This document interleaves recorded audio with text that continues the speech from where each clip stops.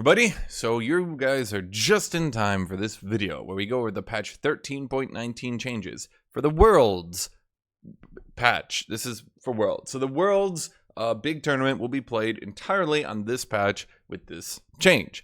I'm okay with that. I know in the past you guys might say that I've been very negative about pro play affecting the game too much, but if it's literally the Worlds patch, that's fine, because it's like one patch of changes more focused on pro play. It just frustrates me when too many patches are focused on pro play. Okay, so for this, they have the justifications for the changes here, and then they have the changes themselves done there. I'm going to be comparing their justifications for the changes to the actual changes themselves and then talking about them. I think that's the best way to get through this in like the lowest amount of time without dragging the video out. Because also I like listening to the developer thoughts. The people who write the patch notes, they're like fine, but they're clearly meant to, like, they give them a general idea and then they kind of go make it interesting, right? Like they want it to kind of be like so your casual player can, you know, read these patch notes and laugh and whatever.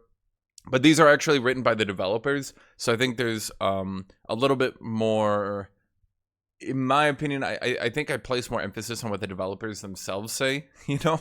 So Froxen has now been doing this like preview thing, which I really appreciate, and gives me a lot more to discuss because I can actually go into their thoughts. You know, whether or not I agree or disagree with them, at least I have something to agree or disagree with, rather than them just like generally, like if they just buff Galio and I'm like, okay, they buffed Galio. What is it? Why did you do that? Like I don't know. Why did you do that instead of this? I don't know. Right. So it helps a lot. As always, you can put me on your TV while you're on your phone. You can put me on your second monitor. You can just listen along. Other than that, we're just going to be going over patch notes, talking about the World's patch, stuff like that. I know a lot of people go into the comments and say, wow, does he say this every video? I have noticed that when I don't say it, when I don't actually talk about that, when I don't, you know, go into that, the thing is, the view time on the videos are noticeably shorter by like 2 or 3 minutes, because I'm assuming so many people try to like watch the video and then they're going like, this is boring. Why is it? Because like, you know, if you guys like go play a game while listening to me, I assure you it'll work out better. Do something on your phone while you're listening to me, right? Or you could just watch me. If you're very much this interested in the content, you could just watch me. Everything is fine. Just make sure to like the video and leave a comment on your thoughts here. Okay. Full preview. Since Y Day, we added Azir, pulled Ziggs. The change we want to test is not appropriate for the Worlds patch. So I assume what they're trying to say here is that... I need to type something real quick. I'm assuming what they're trying to say here is that the Ziggs change was a bit too like extravagant, you know what I mean? And that they didn't want to do like this big sweeping change and potentially screw up the Worlds meta. I'm fine with that. Like if Worlds is going to impact the game, it might as well be on the Worlds patch, right? You know, hold it back for a patch, maybe do something experimental after it no longer affects pro play, right? That's fine to me. There are too many meta effects that are buffing Azir since the last bout of pro play. I'm assuming here, I've read through this, I'm assuming they meant to say Ziggs here. Does he clarify it? No, he does not. Okay, so I'm assuming he means there are too many meta effects buffing Ziggs, because they do have... Oh no, they did, they are nerfing Azir. Oh, because that's what they mean. So they're nerfing Azir. Okay, so I'm actually totally wrong on this. There are too many meta effects that are buffing Azir since the last bout of pro play. So you're saying they're nerfing Azir because too many things are buffing him. That makes sense to me. Okay. The Shiv nerf, I don't know why I said Shyvana. The Shiv nerf means that less champions can wave clear against him. The Triss nerf means Triss can't jump on him. AP nerfs to Kai'Sa that make it harder to run AD mid. Basically, there's a lot of things that are making Azir stronger by proxy, so they're just going to give Azir a little bit of a tone down so he doesn't just dominate the meta. I'm off to a good start here. I'm off to a really good start here, just saying everything wrong. Okay, Galio, cooldown buff to play up his global niche rather than making him more generally powerful. Galio's ult cooldown is going down 20 seconds, so it'll be 180 to 140. This still makes it, I think, blatantly the highest cooldown in the game. Second only maybe to Twisted Fate ult, and I think Twisted Fate ult might actually be on a shorter cooldown. In my opinion, I think Galio is just generally way too weak right now. I think if his taunt maybe did less damage but was on a shorter cooldown, it would work better. I think if his Q was maybe on a shorter cooldown, it would work better. The problem with Galio is all he can do is try to one-shot you. I know, guys, I've said this so many times over the years. Like, you guys are listening to me like, oh, he's saying it again. But, like, that's all I can do, right? Like, you know, like, it's true. Like, his cooldowns are just way too long. And it means that if he can't one-shot you, that he can't actually kill you, right? So, especially if you heal, if you have any sort of healing, shielding, mitigation, gore drinker, anything like that, he just can't kill you. This makes him an extreme teamfight champion, incapable of doing much beyond assisting other champions or being assisted by other champions to finish off a target. In my opinion, that makes him too nichey. I know they're trying to play up his global out, and that's definitely something, so that, like, especially late game, hopefully this means that, like, he can actually, because right now, like, his late game ult is still so long at 160 seconds cooldown. He can literally ult, have a team fight, and then by the time the second team fight starts, his ult is still on cooldown. It actually is really noticeable and detrimental to his champion. So maybe this will help him. I just wish they would go a different route. GP, similarly, ult-focused upgrade that makes him more on his global niche. So Gangplank, his ult cooldown is going down by 10 seconds. Once he upgrades his ult, the middle slow is going from 60% to 75%. And then the movement speed buff for allies is going from 30% to 40%. I think this is actually a little bit much, considering they're buffing 2 of his upgrades and the cooldown. I think, especially with how safe Gangplank is, like, we can see later on they're nerfing Renekton, right? So they're nerfing Renekton, buffing Gangplank. I feel like what we'll do, I feel like what's going to end up happening here is pro play is going to go from Renekton is a safe pick, and then people go, boop, Gangplank is a safe pick. I can't say that's what's going to happen, but that's kind of like how I feel this is going to work, especially because Gangplank can affect the rest of the map, which is very important for pro play. Jhin, 14 to 44 more scaling and rank 3 ult. Looks small on paper, but can deal up to 4x based on missing HP. So Jin's ultimate is getting more damage. The base damage is going down by a little bit. But, sorry, the base damage is going up by a little bit. My bad. Sorry. Yeah. So basically, Jin's ult is going to do more damage. This is probably to accentuate that Jhin should be using his ult more for kills. Jhin right now does less DPS than other AD carries, obviously. I think Jin's weakness to tanks is extremely overstated. I have looked at Jin's win rates in the past. Jin's weakness to tanks is not really that big. In a pure tank meta, his win rate went from 50% to 49%. You'd assume in pure tank metas, his win rate would just get absolutely collapsed if he can't fight them. He is a little weaker to tanks. He is not outright... he can't not kill them, right? Especially if you build to beat tanks, which would be going with those Berserker Graves, which would be going with a more sustained damage route.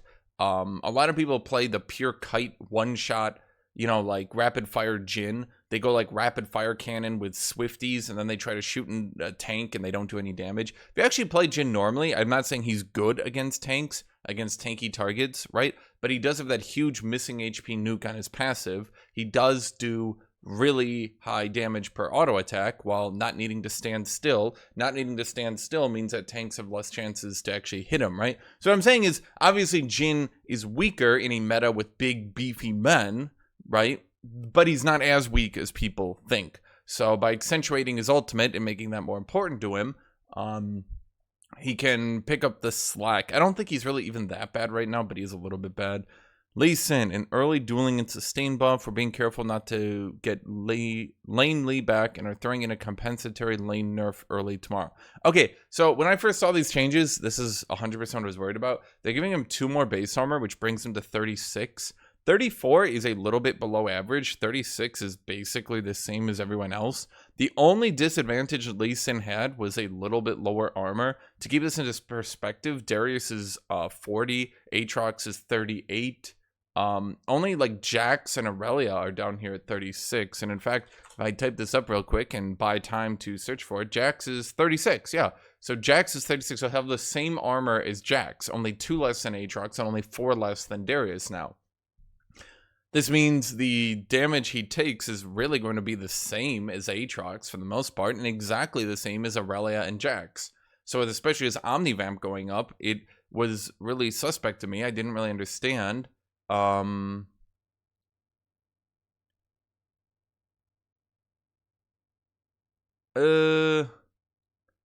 I don't know. What I'm saying is I didn't really understand why they were doing this and trying to bring back lane Lee, because no jungler is balanced on the laning phase.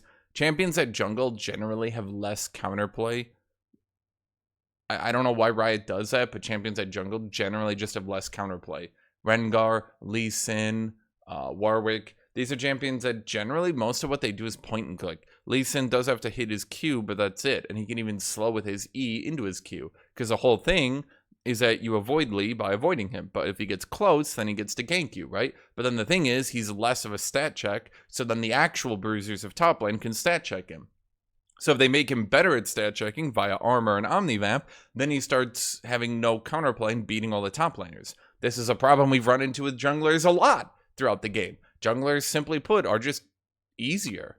I mean, is that really even offensive to say? I mean, when you look at your average jungler, Rek'Sai, Warwick, Lee Sin, Xin Shao, I mean, the only real complicated jungler these days, let me look this up, is what, maybe Jarvan, because he can miss his EQ, right? That's about it. Like, Bel'Veth, her knockup is faster, wider, and better than top laners' knockups. Like, the same ability a top laner would have is faster on a jungler because they're a jungler, right? And so what I'm trying to say here is there's a very large tendency for junglers who can stat check too easy to just immediately run to top lane and start stat checking all the top laners who actually need to hit abilities and play the game well. Anyway, Lissandra, W root duration from 1.1 to 1.5 to 1.25 to 1.65. This is fantastic because this goes exactly into what I'm saying. Basically, Riot has this huge tendency now to continuously buff the duration of CC, then wonder why bruisers are so hard to hit to affect the meta. The problem is, the more they buff CC duration and nerf all forms of bruiser tenacity, which they have done, the less, like, even if you're in a Giga Omega fed bruiser, right? The problem is now you have to deal with champions like Lissandra now having longer duration roots while you have less CC. So in the past, with 30% duration off her root, Lissandra's root would be 1.05 seconds. Now with only 20% duration off, it's to, what is that, 1.3 seconds? So it's gone from 1.05 seconds to 1.3 seconds duration. The same root with the same runes has gotten 30% longer. It's kind of a problem, in my opinion. And I really dislike this trend of making CC duration longer. Just, that's it. Nunu. He's getting a higher AP ratio in his E. I think Riot doesn't like Tank Nunu. Tank Nunu just spam ganks into very low-cost tank items. And I think they don't like that, and I think that makes Nunu quite frustrating for a lot of champions to deal with. I don't even think Tank Nunu is good. To be blunt, Tank Nunu falls off so goddamn hard right now, it's never good. But Riot doesn't seem to want to bring it back. And instead, they're trying to accentuate this more demonic embrace Nunu, where he builds 1 or 2 or even 3 AP items, and then just kind of goes full tank after that. So what they're doing is they're giving him a much higher AP ratio and his E. You know, I forgot to be reading these justifications. Okay, right. Lissandra, root duration increase to target matchups where she has higher W uptime, melees plus LeBlanc, and keeping her other matchups relatively similar. Okay, so the problem I have with this, right? Let me just say this.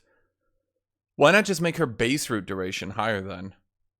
Why not, like, okay. Why not just make her base root duration, like, instead of 1.1, make it like 1.3, but then maybe give it like a lower AP ratio. And then, like, you get the same AP ratio at rank 5. So if you want your W to do damage, you need to rank it up, and most Lissandras generally like damage, so they'll rank it up. Like, you know what I mean, right? What I'm trying to say here is that, like, you're targeting her matchups. You're clearly targeting her matchups here. You're specifically saying that, right? But then you're effectively saying you want her trades to be better, because when she doesn't have W, her trades are really bad. So you want her W trades to be better so that she can do better in those matchups. But now what you're doing is you're making her entire game stronger forever. Not just her matchups, her late game too. Nunu, because sometimes you gotta roll it down. E has a longer window to land all snowballs, but if you land them all, they're gonna hurt. So basically what they're saying here with Nunu is there's no real justification. They're just saying we buffed his damage. Okay, cool. Pyke. Finding some buffs for Pyke that aren't damage but still help him out. Trying to match W and E rank ups to give him more versatility in games where one of them is better. Okay, so Pyke's health growth is going up. That was probably needed. He was a bit too squishy late game. Mid Pyke is completely butchered into the ground. So I'm gonna be honest. I think one of Pyke's issues is that he's so goddamn squishy now because because they wanted Pyke to not be a mid laner, they killed all his health and armor growth. But now late game Pyke can't tank for shit, meaning all he can do is go for funny one-shots. And there comes a certain point where as a support, you can't get funny one-shots anymore. So, yes, he's an early game support. Yes, I agree. He doesn't scale that well. And maybe that's his niche. But, like, you kind of obliterated his ability to... scale. Now, here's the problem when I look at this, right? Much like the Thresh changes, which have definitely made him broken. I mean, let's look at it this way. Thresh now has comparable stats to Aatrox, who many people are going, easy balance, though. And here's the thing. After you nerf Renekton, that's going to make the Aatrox Renekton matchup so Aatrox-sided. And now Aatrox, you know what I'm trying to say here, right? So now we have another support who's 50% win rate, top 10 pick rate at almost every rank. In fact, the only ranks Pyke seems to do bad is the low ranks. The higher rank you go, the higher his win rate goes. So, I guess you're trying to buff more of his late game by giving him a reduced W cooldown and more health growth. I mean, I guess from that perspective, fundamentally, they're trying to target the low ranks more by targeting late game. I get that. Because, like, this buff won't really even affect him until level 7, right? So, sorry, level 8. So, I mean, I get it. It just, I don't like buffing champions for the low rank, who are then clearly going to start becoming more of an issue at the high rank. Syndra, a small buff to her early Q, which will affect all aspects of her game. So Syndra is just getting, let me zoom in a bit more here. Syndra is just getting more Q damage by 5. Cool. I think they just wanted to trade better in lane. I don't really like buffing Syndra because she's kind of a huge balance issue right now with her funny one-shot. Twitch, we've held off on doing this change for a long time. Part of it is because we want Twitch's ult to still be flashable, somewhat dodgeable, and secondly, for opponents to process what's going on. Increasing the speed a little hopefully maintains these properties, but resolves some of the feels bad around Twitch's ult being worse than not using it. Okay, so Twitch's ult missile speeds went from 4,000 to 5,000. The problem is, with so much movement speed in the game right now, and with so many movement speed buffs in the game right now, a lot of people have figured out that they can completely kite Twitch ult. Champions like Zeri can literally go to mid-range and shoot him once, then just dodge 2 shots, shoot him once, dodge 2 shots.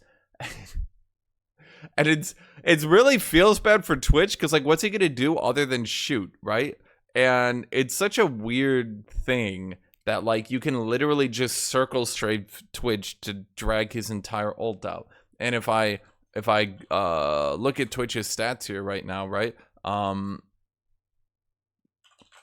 It's hard to find Twitch's stats because you go, yeah, it doesn't Google very easily. If you go to his ult right now, his ult gives him 40 to 70 bonus damage. So it's like a significant portion of his kit, right? So if a significant portion of his kit can be kite out or miss, or even in team fights, you'll notice this a lot, that people who'll be trying to shoot at are just kiting him. To be honest, I'm not sure why it's even a skill shot at this point. Okay. Azir is still able to get pushed in many matchups, hitting some of his poke uptime as a result. Okay, so Azir's Q cooldown is going from 12 to 6 to 14 to 6. Shockingly, every time they buff Azir, he's overpowered. Every single time they touch Azir, he's overpowered. Every single time. Right, is this it? Is this finally the moment where we can admit that Azir is just really overpowered conceptually? The only good change you ever did was nerf his WAP ratio per soldier. Then you reverted it back, and oh, he's overpowered again. Shocking. Crazy. Rek'Sai. Passive changes have allowed Rek'Sai to perform more like a bruiser rather than an assassin. Our changes aim to keep this shape but nerf it a bit, while also hitting early game strength with move speed and early Q damage. The problem is Rek'Sai is catastrophically overpowered. Like, just giga goddamn broken. Her passive heals being nerfed into the ground. Hard disagree. I think Rek'Sai being able to play more for like longer fights and being able to do more than just funny one-shots is good. I do not know why. The one thing this champion can do, the one thing that Rek'Sai can do other than fun, you know what, I'm just going to comment it. Okay, you know what? The only thing Rek'Sai can do other than funny one-shots is try to heal for longer fights. Why nerf the one aspect of her kit that allows her to have more gameplay than funny one-shot? If anything, the heal should be stronger and she should get smashed everywhere else. That's basically my thoughts. Okay. Yeah, no thoughts other than that. So her heal's going down, her Q early game is going down, her burrow move speed is going way down, especially late game, and her unburrow damage is also going up. So wait, they're buffing her burst, lowering her move speed, and nerfing her heal. So she's even more of a funny one-shot champion. Why does Riot do this? I do not understand, Riot. Why do you do this? Why must Rek'Sai be the funny one-shot champion? Why must that be a thing? I don't get it. I truly don't grasp the situation. Why must Rek'Sai be a funny one-shot champion? Renekton is getting his base magic resist reduced from 32 to 28. This is Riot's famed, we're gonna nerf him for mid lane strategy. Unfortunately, this also nerfs him really hard for top lane. A lot of top lane matchups rely on magic damage. A lot of magic is percent health damage. Aatrox is passive, Nar's W, Irelia's passive. These are all magic damage. Warwick's Q, there's another percent health magic damage. I mean, let me literally just bust out the list here. So we have Aatrox passive, percent health magic damage. Jax's E, percent health magic damage. Yone's W, percent health magic damage. I mean, it's all. Look at you guys are. I'm not even exaggerating. That's the hilarious part. So we have percent health magic damage, percent health magic damage, percent health magic damage, and you guessed it, percent health magic damage. That's 4 different champions with percent health magic damage. Right, this is not actually a mid lane Renekton nerf. This is a complete Renekton nerf, and this is ignoring Ornn's percent health magic damage. Right, like what I'm trying to say. Right, what I'm trying to tell you. This is not, in my opinion, going to go overall down as a small nerf. This is actually going to be a rather significant nerf to the champion. And this is ignoring Rumble percent health magic damage, which is the matchup with Rumble was already being touted. Rumble was so goddamn popular because you just shred everyone. Now he's going to be even more popular because now even Renekton can't lane against Rumble. Percent health magic damage on Rumble's Q and his passive for some goddamn reason, right? And I don't know what you're doing. And then you got Kennen.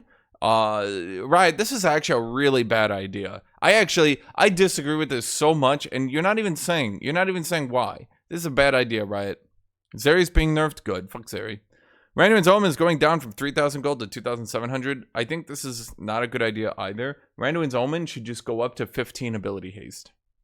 The problem right now is you build Randuin's Omen only to try to counter crit champions, but the issue is that if it's cheap and good, then it doesn't get used on tanks. It gets used on sustained damage champions who want to kill crit champions. It gets used on Kog'Maw. It gets used on all the Rageblade users. Akshan will start picking it up, stuff like that. Because crit champions need to put all their items into crit. Rageblade champions or, sustained damage champions, they can just put in one item in Omen, because realistically, all they need is 2, maybe 3 on-hit items, and they will chew everyone's health into oblivion, right? They don't need to buy more on-hit items to scale. That's just how on-hit scaling works, because Rageblade's mythic passive is fucking busted. So what I'm trying to say here, This is a bad idea. You should give it ability haste so that these champions who are working with on-hit builds can't just swap in one Randuin's Omen to completely out-tank old crit champions and become way too much of late-game menaces, which we have seen happen constantly. This isn't a one-time issue. This is an issue that has happened many, many times in League's history, I assure you. Seeker's Armguard is going from 15 to 20 base armor. Fine, whatever. I mean, who cares, right? Like, Seeker's Armguard's been pretty bad for a while. I welcome my new Seeker's Armguard overlords. I think, to be honest, I think the only reason Riot is feeling comfortable doing this is that they've added so much magic damage to so many top laners right now that they don't think Seeker's Armguard will destroy top lane, which I hesitantly agree with. Renekton's ultimate, Aatrox's passive, and W, Jax's E, Yone's entire kit, Jace's E. Like, there's so much magic damage left in the game. I think the only champion who really gets destroyed here is maybe Riven? Tryndamere, perhaps, because he's still Giga busted and Riot refuses to address it. So, yeah. So, that's this entire patch preview. Now, do remember, come back for the patch notes. How do I know you guys don't? Because the views are always lower. Come back for the patch notes. Because much like this Azir and Ziggs change, in my opinion, I think Riot will, because this is the world's patch, it's very likely they're going to be doing some things to, like, address, like, world's issues, because, like, they get one shot at it. Once they do the world's patch, that's it. They get one shot at it, right? They can't, they can't do a double take, right? So come back then. If you haven't, leave a comment, leave a like, leave your thoughts. Thank you all for watching.